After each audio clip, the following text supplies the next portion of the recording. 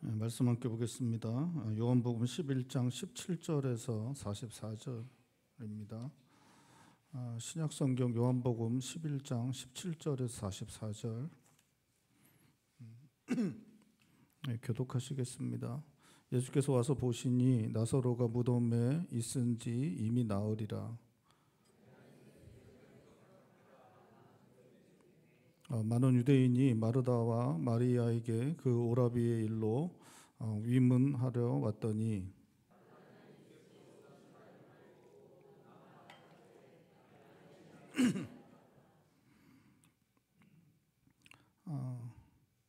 마르다가 예수께 여짜오되 주께서 여기 계셨더라면 내 오라버니가 죽지 아니하였겠나이다.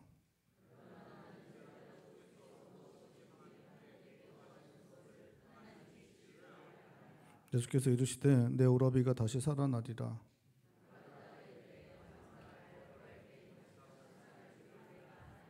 예수께서 이르시되 나는 부활이요 생명이니 나를 믿는 자는 죽어도 살겠고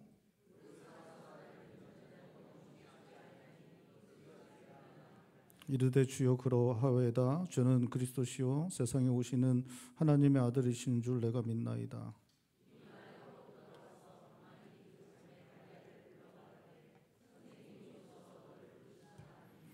마리아가 이 말을 듣고 급히 일어나 예수께 나아가매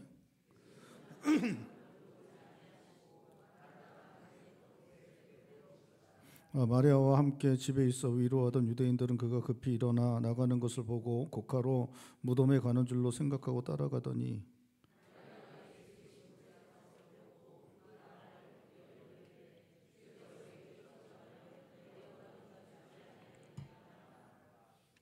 예수께서 그가 우는 것과 또 함께 유대인들이 우는 것을 보시고 심령의 비통히 여기시고 불쌍히 여기시사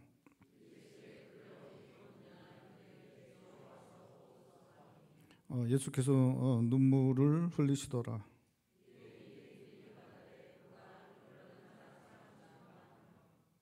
그중 어떤 이는 말하되 맹인의 눈을 뜨게 한 이 사람이 그 사람은 죽지 않게 할 수 없었더냐 하더라.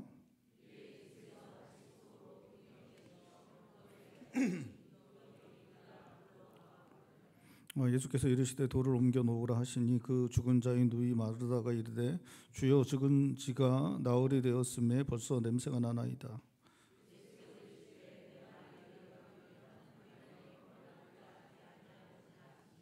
돌을 옮겨 놓으니 예수께서 눈을 들어 우러러 보시고 이르시되 아버지여 내 말을 들으신 것을 감사나이다.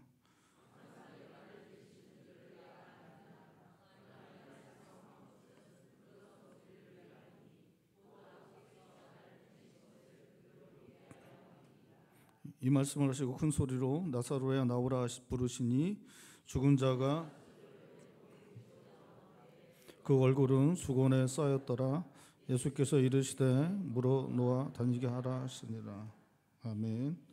우리가 지난주에 함께 살펴보았던 것처럼 주님께서 사랑하셨던 나사로가 병이 들고 앓게 되고 그 증세가 이제 심각해지니까 그 나사로의 그 누이들 마르다와 마리아가 그렇게 자신의 오빠 나사로가 아파서 증상이 심각해진 것을 예수님께 알리게 됩니다. 예수님은 그 소식을 이제 듣게 되시는데 그 소식을 듣자마자 이렇게 이제 나사로에게 달려가실 것처럼 생각되지만 그렇게 하시지 않습니다. 예수님은 이틀을 더 유하시다가 나사로가 죽었다는 것을 알게 되신 이후에 이제 길을 떠나셨고 오늘 본 말씀 17절에 보면 나사로가 죽고 나흘이 지난 후에 나사로가 있는 곳에 도착하게 되었다라고 그렇게 말씀하고 있습니다. 예수님 오실 때쯤에 많은 유대인들이 나사로의 죽음으로 말미암아 슬퍼하고 있던 마르다와 마리아를 위로하기 위해 왔다라고 그렇게 말씀하고 있습니다. 당시에 유대인들은 사람이 죽으면 당일날 매장을 했습니다. 그래서 죽자마자 그 당일날 매장을 했고 그 다음에 7일간의 애도 기간을 이제 가졌다고 하는데 그 베다니가 예루살렘에서 멀지 않아서 한 3km 이내의 거리에 있었다고 합니다. 그래서 그 예루살렘에서도 사람들이 많이 왔고 그 사람들이 이제 마르다와 마리아를 위로하고 있었습니다. 예수님이 오신 것을 마르다와 마리아가 함께 들었는데 마르다만 이렇게 온 것은 그 위로하기 위해서 온 사람들, 그 많은 사람들을 누군가는 이제 대접하기 위해서 집에 남아 있어야겠기 때문에 마리아가 아마도 집에 남아서 사람들과 함께 있었던 것 같습니다. 어쨌든 마르다는 이제 주님께 왔고 주님께 오자마자 22절에 주님께서 여기 계셨다면 21절에 주님께서 여기 계셨더라면 내 오라비가 죽지 아니하였을 것이라고 말하고 있습니다. 이 말은 마리아도 32절에 보면 거의 동일하게 하는 말인데 이 말을 하고 나서 이 마르다는 22절에 이제라도 주님께서 무엇이든지 하나님께 구하시는 것을 하나님이 주실 줄을 안다라고 그렇게 고백하고 있습니다.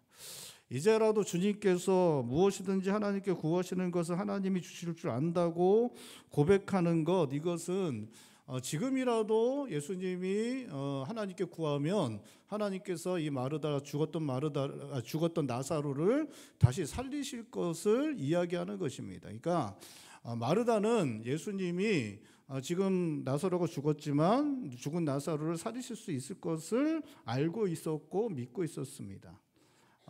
그런데 이것은 그렇게 이제 나사로를 다시 살리실 것을 알고 있고 믿고 있었지만 그것은 주님의 뜻은 아니다라고 생각을 하고 있었던 것 같습니다. 그러니까 야이로의 딸을 살리시잖아요, 예수님이.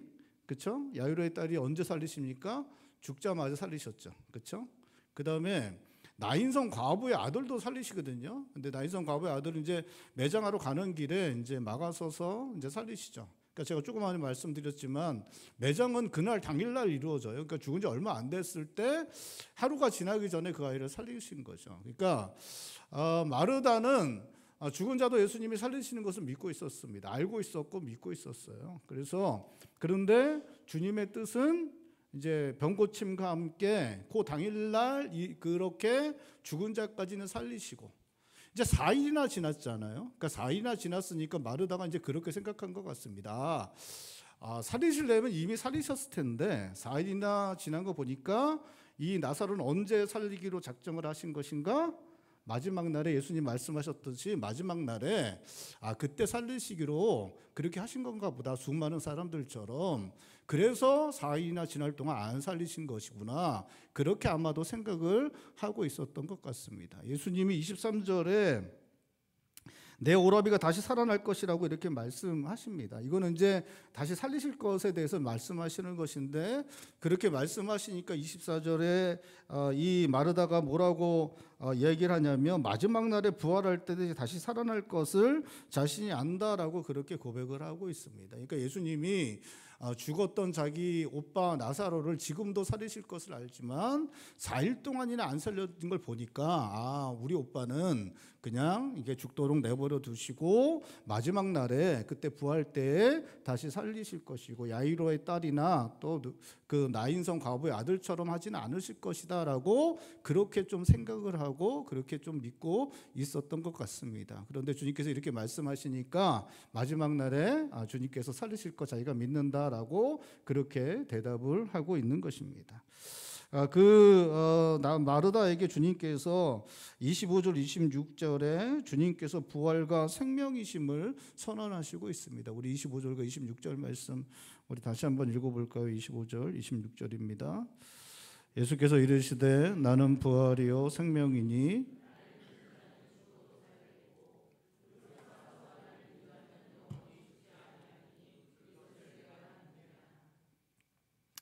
주님께서는 부활과 생명이시고 살아서 믿는 자들 또 죽어서 믿는 자들 다 살아날 것이다. 주님을 믿는 자들은 그 영원한 생명을 갖게 된 것, 영원히 살 것에 대해서 이렇게 말씀을 하시면서 마르다에게 너가 이건 믿느냐라고 그렇게 이제 묻고 계십니다. 그러자 마르다가 믿음의 고백을 하고 있습니다. 주는 그리스도시고 이제 오시는 하나님의 아들이시다라고 그렇게 이렇게 대답을 하고 있습니다. 27절인데 우리 27절도 한 목소리 읽어보겠습니다.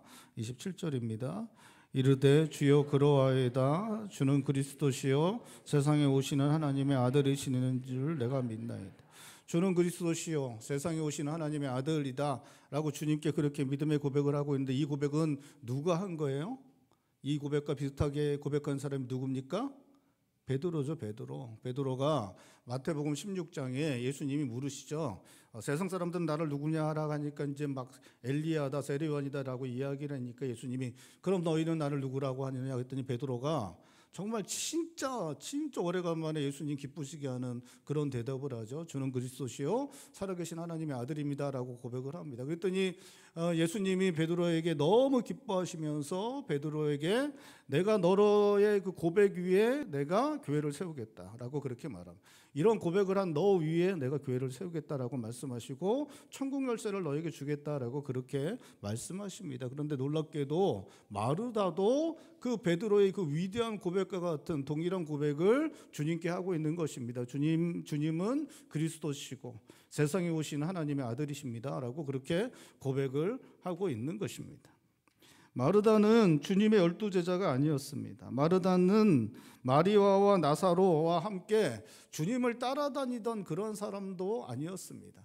마르다와 마리아 또 나사로는 주님께서 이렇게 베다니에 오실 때, 그 동네에 오실 때 잠깐 들러서 함께 기쁨을 나누고 함께 이렇게 교제를 하던 친구와 같은 사이, 그냥 친구와 같은 사이가 바로 마르다였습니다. 특별히 우리는 누가복음 10장에서 주님이 오셨을 때 마리아는 주님의 말씀을 듣고 마르다는 음식을 열심히 준비하며 투덜거리는 이런 모습을 누가복음 10장에서 보게 되는데, 우리가 그 모습을 보면서 그 마르다는 마리아보다는 신앙적으로 약간 좀 이렇게 떨어지는 그런 사람이다라고 우리가 좀 이렇게 평가를 내리기를 좋아하는 사람, 그 사람이 바로 마르다입니다. 그런데 놀랍게도 마르다가 뭐라고 고백하냐?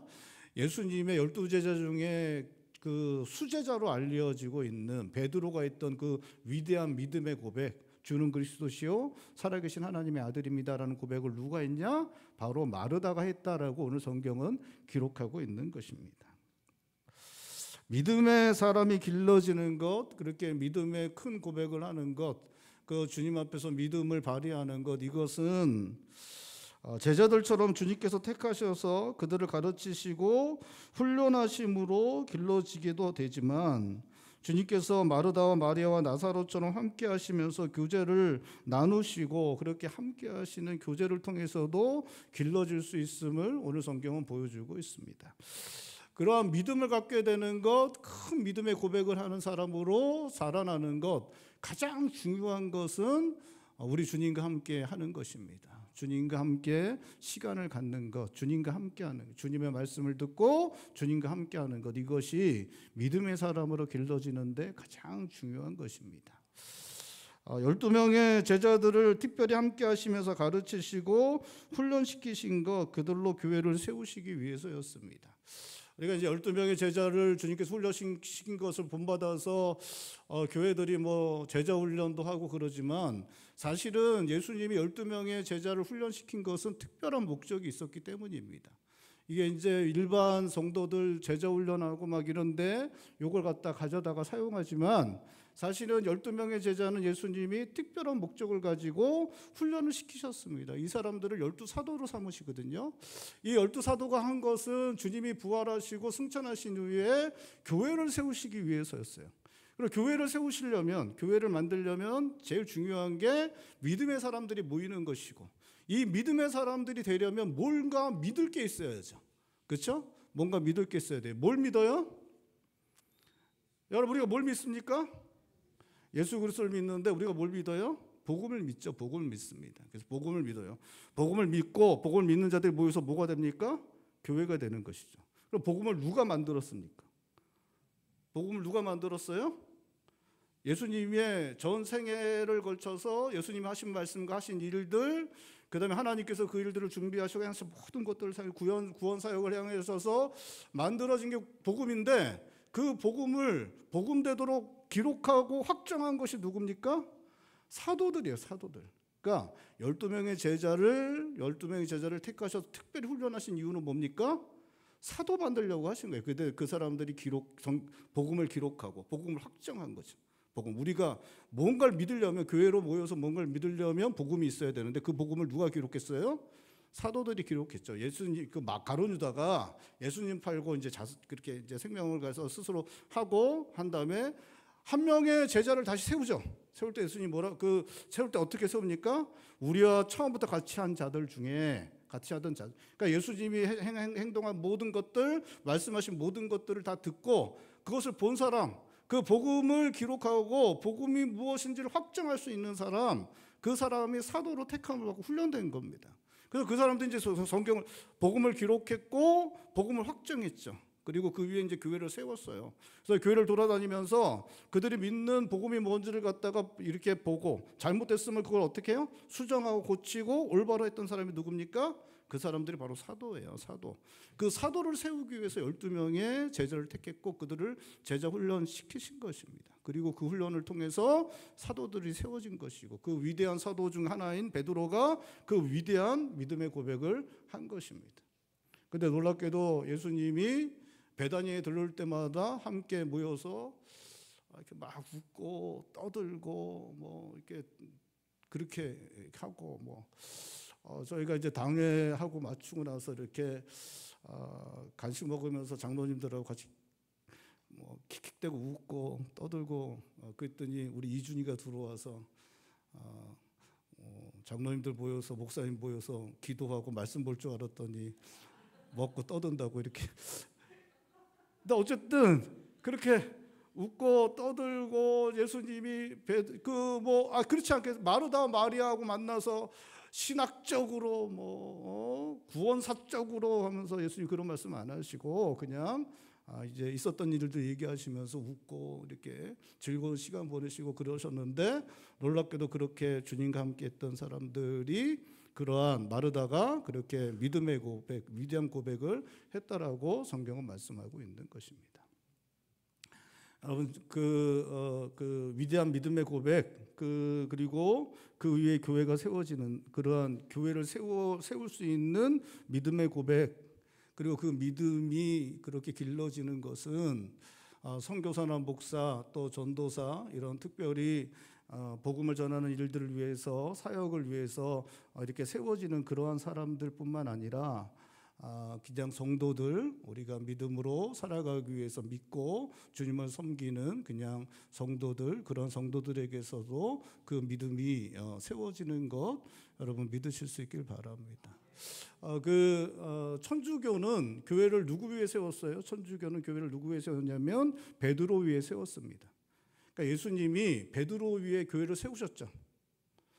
교회를 누구 위에 세우셨습니까? 베드로 위에 세웠어요. 근데 베드로는 누구예요? 베드로는 뭐라고 했냐면 그 신앙 고백을 한 사람이에요. 그러니까 예수님은 신앙 고백을 한 사람 위에다가 교회를 세우시거든요. 그런데 천주교는 누구 위에만 세웠다고 믿냐면 베드로 위에만 세웠다고 믿어요. 그리고 베드로 다음에 누굽니까? 교황들 위에 교회가 세워진다고 믿고 있습니다. 근데 우리 개신교는 그렇지 않습니다. 개신교는 믿음의 고백을 한 사람이 누구이든 그 믿음의 고백을 한 사람 주는 그리스도시요 살아계신 하나님의 아들입니다라고 고백한 그 사람 위에 교회가 세워진다고 그렇게 우리는 믿습니다. 그리고 성경이 그렇게 말한다고 우리는 받아들이고 있습니다. 목사가 사라지고 또 성도들이 다 떨어져 나가고 그래서 교회에 한 2-3명의 성도들만 모일지라도 그들이 주는 그리스도시요 살아계신 하나님의 아들이다라고 믿음의 고백을 한다면 그들의 모임이 교회입니다. 그들 위에 주님께서 주님의 몸된 교회를 세우십니다. 여러분 믿으실 수 있길 바랍니다.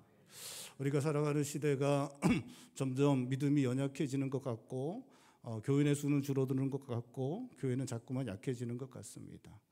여러분 이런 시대에도 끝까지 여러분 믿음으로 살아가실 수 있길 바랍니다. 주님의 말씀 안에 거하시고 주님과 함께 시간을 보내시고 그렇게 살아가심으로 말미암아 주는 그리스도시요 살아계신 하나님의 아들이라는 고백이 우리의 고백이 되고 그 견고한 믿음의 고백 위에 그렇게 끝까지 주님의 몸된 교회가 되고 주님의 몸된 교회가 교회를 세워나가는 그러한 성도님들 되실 수 있기를 바랍니다. 근데 이게 이제 여기서 이제 그냥 끝나면 참 좋은데, 근데 이제 마르다는 그냥 그렇게 웃고 떠드는 사람은 아니었습니다.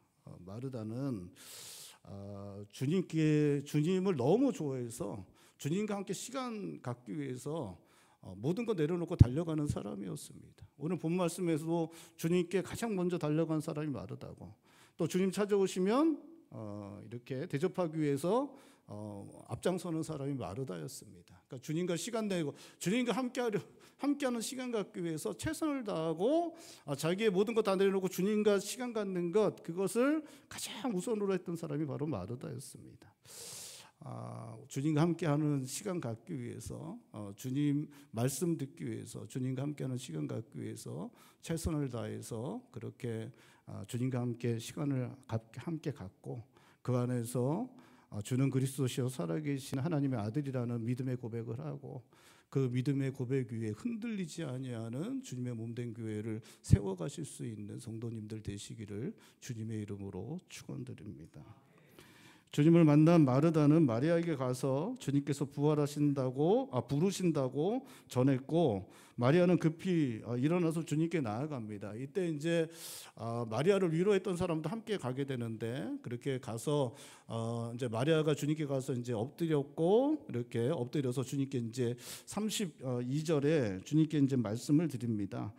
마르다가 했던 말과 동일한 말을 하는데, 주님께서 여기 계셨다면 내 오라비가 죽지 아니했을 것이라고 동일하게 말합니다. 그리고 나서 이제 한 행동이 좀 다릅니다. 마리아는 이제 울고 같이 있었던 유대인들도 함께 우는 그런 모습을 보여주고 있습니다. 마리아도 울고 또 함께하는 사람들도 울었는데, 그 모습을 보면서 주님께서 비통히 여기셨다라고 그렇게 말씀하고 있습니다. 이 비통히 여기셨다는 말씀, 이 말은 무슨 뜻을 가지고 있냐면 분노하셨다는 거예요.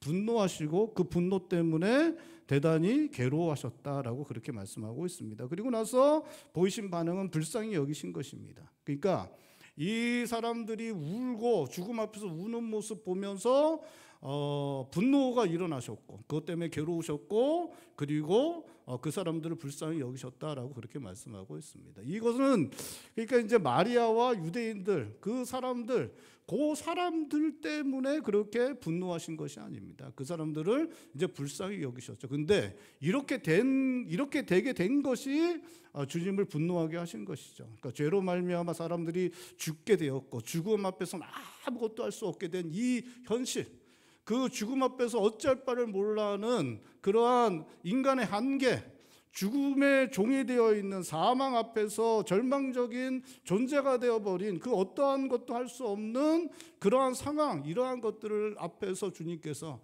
이것을 이용해서 죄와 사망으로 끌고 가려는 사탄, 그것들을 사용하는 그러한 모든 것까지 주님께서 그 앞에서 분노하시고 계신 것입니다. 하나님의 형상으로, 영원하신 생명을 가지신 하나님의 형상으로 만들어진 사람이 죽음 앞에서 아무것도 하지 못하는 이런 모습으로까지 전락되어진 것에 대해서 분노하시고 분통을 터뜨리시고 괴로워하시면서 그 앞에서 그렇게 울고만 있는 사람들을 불쌍히 여기셨다라고 그렇게 말씀하시고 있는 것입니다.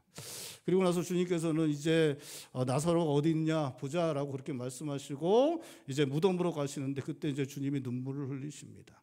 주님께서 눈물이 흘리신 것도 이 나사로를 불쌍히 여기시고 마르다와 마리아를 불쌍히 여기셨기 때문에 그렇습니다. 마르다와 마리아, 나사로는 주님과 함께 기쁨의 시간을 가졌던 사람입니다. 오래간만에 베다니에 가면 함께 인사하며 기뻐하던 그러한 사람들이었습니다. 마르다와 마리아, 나사로는 하나님께서 주신 생명, 그 생명을 살아가는 동안에 하나님의 형상으로서의 아름다움을 드러내던 그러한 사람들이었습니다. 나사로는 선하고 신실하고 하나님의 영광과 하나님의 아름다움, 하나님 형상으로서의 아름다움을 드러내던 그러한 사람이었습니다. 여러분, 그러한 사람이 이제 죽게 된 것인데, 주님께서 그 죽음에 처해 있는 나사로를 보며 불쌍히 여기셔서 눈물을 흘리시고 있는 것입니다. 여러분 이렇게 정말 정말 이렇게 선하고 정직하고 진실되고 그렇게 정말 좋은 사람이 갑작스럽게 이런 식으로 죽음을 당하면 너무 슬플 것 같아요. 정말 정말 사랑스러운 청년들, 정말 진실하고 아름답고 그러한 사람들이 갑작스럽게 이렇게 되면 너무나 고통스러울 것 같은데 주님께서 그런 마음이셨던 것 같습니다. 정말 그렇게 선하고 진실되고 하나님의 형상으로서의 아름다움과 그러한 것들을 영광스러움을 드러내던 나사로의 그 죽음 앞에서 주님께서 그를 불쌍히 여기사 눈물을 흘리시고 있는 것입니다. 그리고 자기의 오라비가 그렇게 죽게 되었을 때 그 앞에서 아무것도 하지 못하고 눈물만 흘리고 있는 그 마르다와 마리아를 불쌍히 여기셔서 이렇게 눈물을 흘리시고 있는 것입니다. 주님은 그 무덤 앞에 가서 그 돌을 치우라고 그렇게 말씀을 하십니다. 그랬더니 마르다가 죽은 지 나흘이나 됐기 때문에 냄새가 난다라고 주님께 말씀을 드립니다. 사람이 죽으면 죽자마자 부패가 시작되는데 하루가 지나면 이렇게 이제 가스가 방출되고 이제 악취가 이제 나기 시작한다고 그럽니다. 그리고 이제 3일 정도 지나면 피부가 물러지고 그다음에 장기가 녹아내리고 그래서 체액이 이제 흘러나온다고 합니다. 이제 이 나사로는 죽은 지 사흘이 됐기 때문에 그 모든 현상이 이제 나타나고 있었던 것 같습니다. 냄새가 나고 육체는 이제 무너져 내리는 그런 상황 가운데 있었기 때문에 마르다는 주님께 그렇게 나흘이나 됐기 때문에 주님 그렇습니다라고 그렇게 말하고 있는 것입니다.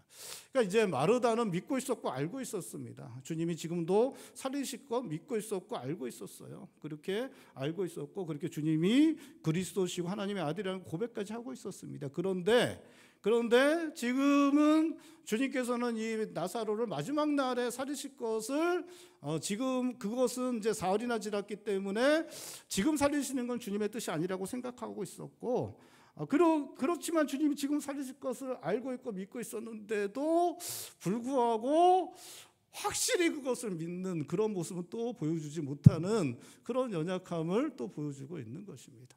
그러한 마르다에게 주님 말씀하시죠. 너가 믿으면 영광을 보게 될 것이다. 그렇게 주님 말씀하십니다.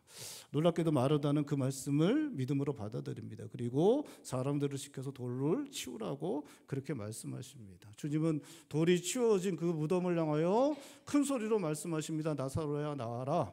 나사로야 나와라 라고 그렇게 말씀하십니다.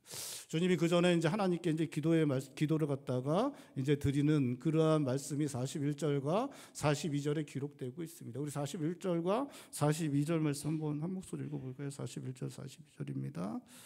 돌을 옮겨 놓으니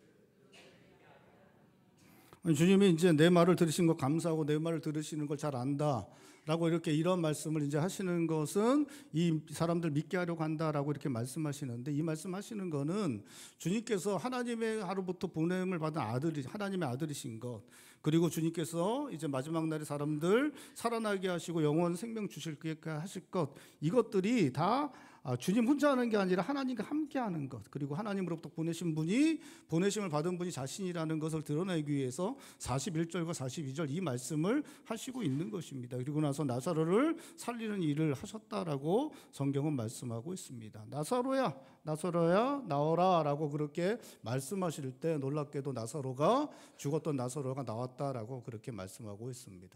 44절에 나사로 나올 때 붕대를 감고 몸에 배를 감고 얼굴은 수건을 감싼 채로 이렇게 나왔다라고 그렇게 말씀하고 있습니다. 이거는 나사로가 죽었고 그리고 장사를 이미 지냈다는 것을 보여주는 것입니다. 그러니까 그 당시에 유대인들 죽었을 때 이렇게 붕대로 우리나라도 거의 비슷한데 어쨌든 그렇게 이제 배로 발과 다리를 다 이렇게 묶었는데 그 채로 이렇게 나왔다. 이게 장사 지내어진 사람이라는 것을 보여주는 것입니다. 그리고 이미 4일이 지났기 때문에 냄새가 나고 그다음에 피부는 또 이제 살은 다 녹아져 내리는 그런 상황 가운데 있었던 완전히 죽었던 사람이었는데 주님께서 나사로를 부를 때 나사로가 다시 살아나게 되었다라고 그렇게 말씀하고 있는 것입니다. 주님께서 나사로의 이름을 부르신 것처럼 마지막 날에 우리의 이름도 부르실 것이고, 그렇게 우리의 이름을 부르실 때 우리도 다시 살아나게 될 것입니다. 여러분 믿으실 수 있길 바랍니다. 주님께서 죽은 나사로를 부르셔서 그를 다시 살리신 것, 주님께서 주님을 믿는 자들을 마지막 날에 다시 살아나게 하실 것이고 영원한 생명 얻게 하실 것이라는 말씀을 이루실 것을 이 사건을 통해 보여주시고 있는 것입니다. 주님께서 말씀하신 것처럼 주님 믿는 자들은 다시 살아나게 될 것입니다. 영원한 생명 얻게 될 것입니다.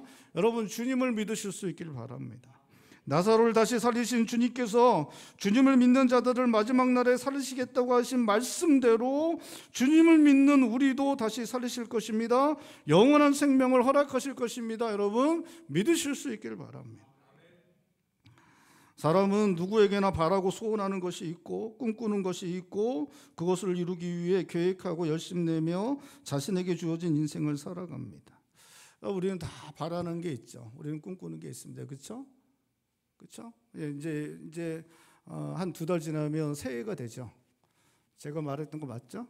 금방 지나갑니다. 제가 송구영신 예배 때 그랬잖아요. 금방 연말 될 거라고. 금방 연말 됐죠? 그렇죠? 이제 2달 지나면 새해가 됩니다. 여러분 새해가 되면서 여러분 꿈꾸고 소망하는 거 있습니까? 없어요? 있으시겠죠. 그쵸? 다 있으실 겁니다.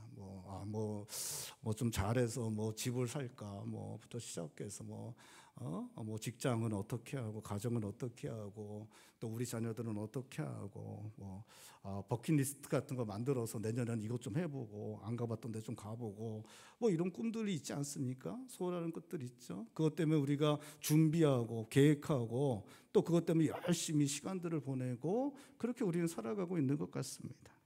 그렇게 꿈꾸고 소원하는 것을 이루기 위해 계획하고 열심내고 자신의 청년의 때를 보내고 40대 50대 그렇게 주어지는 시간들을 우리는 살아내고 있습니다. 좋은 직장을 꿈꾸고 가정을 꿈꾸고 자녀들에 대해 꿈꾸고 즐거운 인생을 꿈꾸며 그것을 위해 계획하고 계획한 것 이루기 위해 열심을 내며 삶을 살아가고 있습니다. 여러분 그러한 삶의 마지막은 무엇입니까? 김광석이라는 가수의 서른 즈음에라는 노래의 그 가사 중에 점점 더 멀어져 간다 머물러 있는 청춘인 줄 알았는데, 저도 이 노래를 예전부터 좋아했는데 어느 순간 그 가사 중에 머물러 있는 청춘인 줄 알았는데 그 가사가 어느 순간 들리면서 눈물이 핑하더라고요. 나이가 든 거죠. 머물러 있는 청춘인 줄 알았는데, 여러분 머물러만 있는 청춘인 줄 알았는데 어느새 그 시간이 다 지나가는 것처럼 여러분 우리 인생은 그렇게 다 지나가게 되어 있습니다. 그렇게 우리 인생은 우리가 꿈꾸고 소원하고 바라는 것 이루던 그렇지 못하던 지나가게 됩니다. 우리가 무엇을 어떻게 하며 살든 아무리 그럴듯해 보이는 삶을 살든 우리 인생은 마침내 끝날 것이고 우리는 아무것도 알 수 없는 그러한 시간을 우리는 맞이하게 될 것입니다. 우리와 함께하던 사람들은 마리아처럼 마르다처럼 우리를 위해서 우는 것 외에는 할 것이 없는 시간이 마침내는 오게 될 것입니다. 한 사람도 피해갈 수 없을 것이고 우리는 반드시 그 시간을 맞이하게 될 것입니다. 우리를 위해서 함께 살아가는 사람들이 우는 것 외에는 아무것도 할 수 없는 그 시간, 나도 아무것도 할 수 없고 우리와 함께 살아가는 사람도 아무것도 할 수 없는 그 시간을 우리는 반드시 맞이하게 될 것입니다. 여러분 그렇기 때문에 우리는 속아서는 안 됩니다. 세상이 대단해 보이는 것처럼 말하는 그 어떠한 것도 세상이 이게 전부야, 야 이게 끝내주는 거야, 야 이게 인생의 의미가 될 수 있고 우리의 인생의 목적이 될 수 있어, 야 이거 한번 하면 이게 다야, 이게 다야라고 말하는 그 세상의 그 어떠한 것도 여러분 다 우리를 속이는 것에 불과하다는 것을 잊지 않아야 합니다. 여러분 세상이 약속하는 그 어떠한 것도 죽음 앞에서는 그 아무것도 아닌 것이 될 수밖에 없습니다. 그 아무것도 아닌 것이 될 수밖에 없습니다. 그냥 우리는 진짜 모든 것인 것처럼 생각하고 내 인생의 버킷리스트라고 생각하고 정말 이게 내 인생의 의미인 것처럼 생각하지만 인생의 마지막에 우리가 아무것도 할 수 없는 그때가 되면 그건 그냥 흘러 지나간 것일 뿐이고 그냥 그렇게 흘려보낸 것일 뿐이라는 것 우리는 알게 되는 것입니다. 아무 소망도 남지 않는 것, 아무 소망도 남지 않는 것, 세상이 이야기한 대로, 세상이 정말 끝내주는 거야 라고 이야기한 대로 살아간 인생, 아무 소망도 없는, 아무것도 남지 않는 그런 인생 될 수밖에 없는 것입니다. 여러분, 오늘 성경은 우리의 인생이 소망이 있는 인생이 될 수 있다고 말씀하고 있습니다. 남는 것이 있는 인생이 될 수 있다고 말씀하고 있습니다. 우리의 인생은 부활할 것이고 저 영원한 것에 이를 것이라고 성경은 말씀하고 있습니다. 우리 주님만 믿으면, 예수님만 믿으면 그 믿음으로 마지막 날에 우리는 부활하게 될 것이고 저 영원한 생명을 얻게 될 것이다 말씀하고 있습니다. 이것이 바로 교회가, 기독교가, 성경이, 복음이 우리들에게 말씀하고 있는 것이고 믿는 자들에게 약속하신 것입니다. 사랑하는 성도 여러분, 예수 그리스도를 믿으십시오. 우리가 부활할 것, 영생에 이를 것 여러분 믿으십시오. 그 믿음 위에 여러분의 인생을 그 믿음 위에 쌓아가실 수 있길 바랍니다. 그 믿음으로 인생을 살아내시고 그 믿음으로 부활에 이르고 그 믿음으로 영생에 이르는 그러한 복된 삶을 살아가시는 성도님들 되실 수 있기를 주님의 이름으로 축원드립니다. 기도하시겠습니다. 우리 시간에 함께 기도할 때 하나님 교회가 연약해지고 믿는 자들의 믿음이 연약해지는 이 시대 가운데, 교회가 흔들리고 교회들이 사라져가는 이 시대 가운데 하나님, 우리가 끝까지 주님의 말씀 안에 거하고 주님과 함께하기 위해서라면 우리의 시간을 내고 우리의 것들을 내어놓고 주님 앞에 나아가고, 그래서 우리가 끝까지 주는 그리스도시여 살아계신 하나님의 아들입니다라고 고백하는 믿음의 고백을 드리는 믿음으로 서고 우리 위에 주님의 몸된 교회를 견고히 세워나가는 그러한 믿음의 인생을 우리가 살아내겠습니다. 주님, 우리와 함께하여 주시옵소서 기도하길 원합니다. 저 영원한 생명, 우리가 마지막 날에 마침내 부활할 것, 주님, 우리가 믿음으로 바라보며 믿음의 삶을 살아나가겠습니다. 주님, 우리와 함께하여 주시옵소서. 연약한 우리를 불쌍히 여기시고 우리를 붙잡아 주시옵소서.